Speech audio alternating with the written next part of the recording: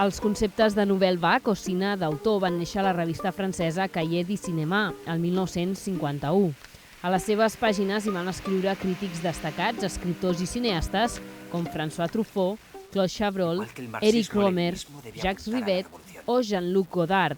En aquests quaderns de cine, un grup d'intel·lectuals va impulsar una revolució en el món cinematogràfic. 56 anys després apareix una edició feta aquí amb ganes de convertir-se també en una revista de referència sobre el setè art. Sí, la aparición de Cahiers du Cinéma en España es un desafío, pero bueno, la historia de Cahiers desde el año 1951 hasta la actualidad demuestra que es una revista que ha sabido estar siempre renovándose, que ha sabido estar siempre conectando con su propio tiempo. En España había un vacío clamoroso, la carencia de una publicación de este tipo, ¿no? Y pensamos que ahí hay un amplísimo campo que cubrir, que no colisiona, sino que viene a complementar precisamente y a dialogar con otras muchas expresiones y otras muchas plataformas y espacios de reflexión y de comentario crítico sobre el cine. Una quarta part de la revista són articles traduïts de l'edició francesa. La resta és producció pròpia pensada per un consell editorial on trobem, entre d'altres, Àngel Quintana, Romà Govern, Domènec Font o Jordi Balló.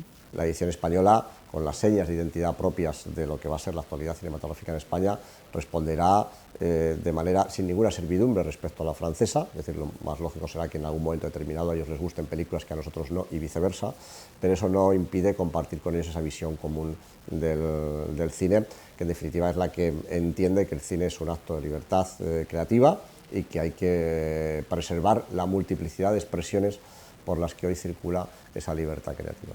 La revista té 10 seccions on trobem assaig, crítiques de les estrenes, festivals, rodatges o una secció que rescata textos històrics del cahier francès. El primer número també inclou un dossier de la llei del cine i un altre sobre cants i, naturalment, un gran olfacte per descobrir noves figures i noves tendències. Cahiers du Cinéma ha podido sobrevivir 56 años precisamente por su capacidad de detectar aquello que realmente es nuevo, aquello que realmente tiene entidad.